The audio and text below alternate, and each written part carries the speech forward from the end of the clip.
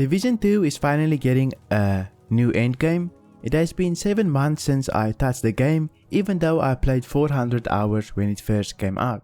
So in this video I want to take a look at the new update that's coming out and how the title update 8 is going to change the Division 2.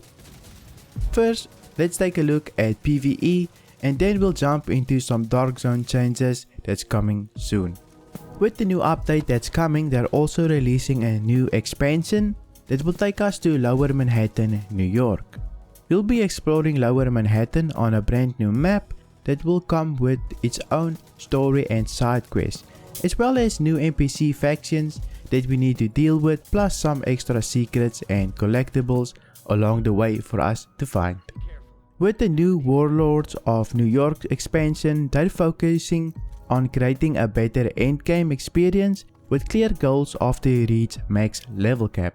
Once you reach max level, you'll be able to grind seasons, SHD levels, legendary difficulty missions, and a few more things at endgame.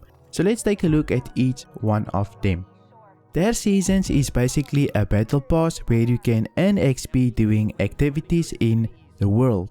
You'll earn gear and cosmetics for completing these events, giving you something to grind for. One season will last for 3 months and you'll be able to buy a season's pass to unlock additional cosmetics while leveling up in the season.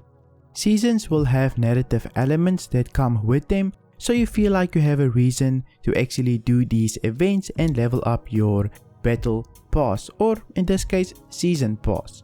While we are going to do this, it's going to give us a slight story, I think. So it does help with the grinding of the pass, so it doesn't just feel like we are collecting 10 guns and turning them in all the time.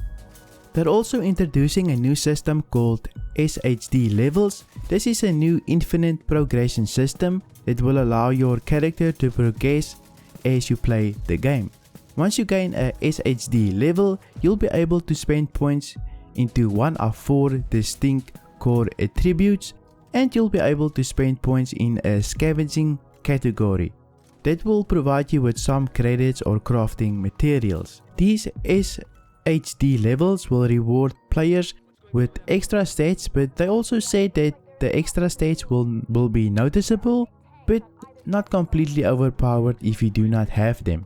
They want to reward the player for actually playing their game and leveling up.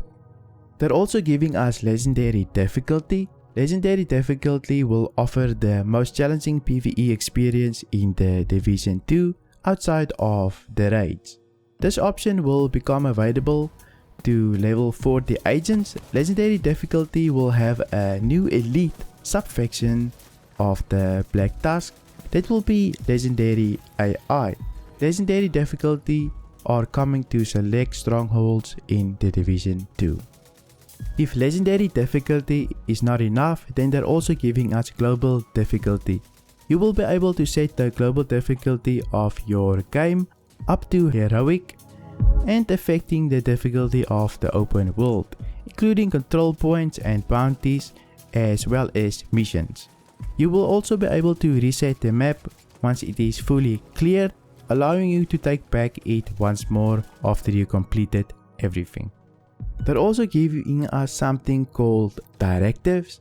This will allow us to activate gameplay modifications on main missions, side missions and open world activities, increasing the overall difficulty and rewarding us with additional XP. We'll be able to activate up to 5 directives. With each directive we activate, we'll get more XP. This will also affect the seasonal pass, so we'll gain more XP for activating these directives. With these new changes, you can see that they're really amping up our options to make the game a bit more difficult and then rewarding us for it.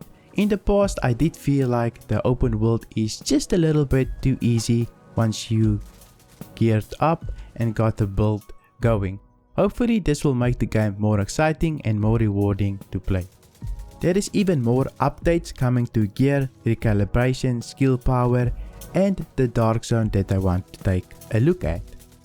They're bringing out Gear 2.0, reworking brand set bonuses to fit our playstyle better, They're removing talent requirements and giving us more powerful build defining talents on gear. They're also revamping gear sets and exotics, and they're bringing god rolls back, meaning we can potentially pick up gear with all maxed out stats. We're also getting a new UI that will allow us to see if the loot we're getting is actually better than we currently have in our stash or inventory. Not only are they revamping gear, but they're also making changes to recalibration. You'll now be able to extract talents and attributes from gear and permanently store them in your recalibration library.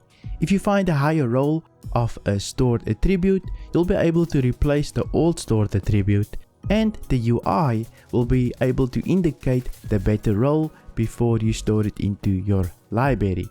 Stored attributes can be used over and over again, so it's not just a one-time use, but the limitation of only being able to recalibrate one attribute per item still remains. So we'll have more storage eventually because we don't have to hoard that much gear, but in the end we'll have more space. They're also revamping how skill power works, but it's a little bit confusing to me, so I'm not going to say much other than it's coming and we should expect some changes.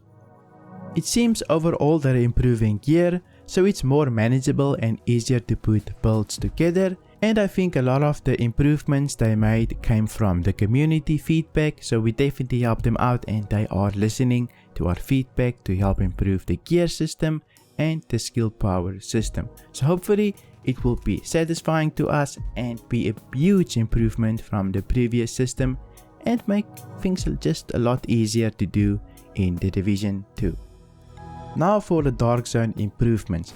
Probably the thing I wanted to hear about the most, since player to player interaction has a lot more replayability. So let's take a look at what they're improving in the Dark Zone.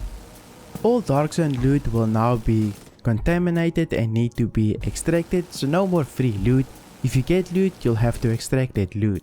All rolls on items will be visible before extracting, and there will also be a new Dark Zone currency that you can get. I believe you get this currency if you deconstruct loot, but you also need to extract this, so you could steal other players' currency if you kill them. I wonder if you can actually buy some useful stuff with this currency. Hopefully you can, so that we can gain some good rewards for our efforts for extracting these currencies. VoIP will be defaulted to open mic to encourage player interaction, but you do have the option to turn it off later on if you wanted to. But having it default on by default might encourage people to interact a bit more and use their mics.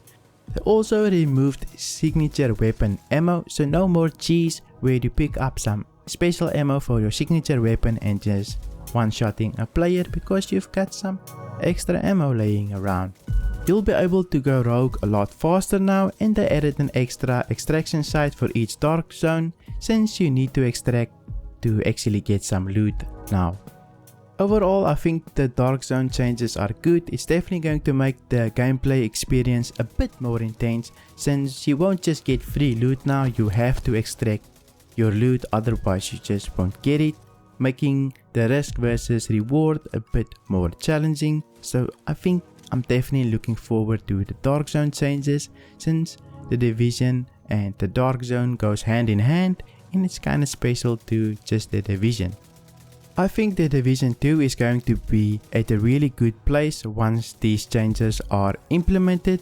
The game had a really good launch and was fun while there was content to play through, but unfortunately its endgame was lacking, and they're fixing it with Title Update 8. For 7 months I was not interested in the Division 2, but these changes made me interested again, and I can't wait to jump back into the Division 2 once the update is out. I want to know your thoughts about this update. Are you coming back to Division 2, or have you been playing it ever since it came out? Leave your thoughts below, I would love to hear them and see where the community is at with the Division 2 at this very moment. If you like this video, then let me know by dropping a like and subscribe to the channel for weekly videos on my favorite games.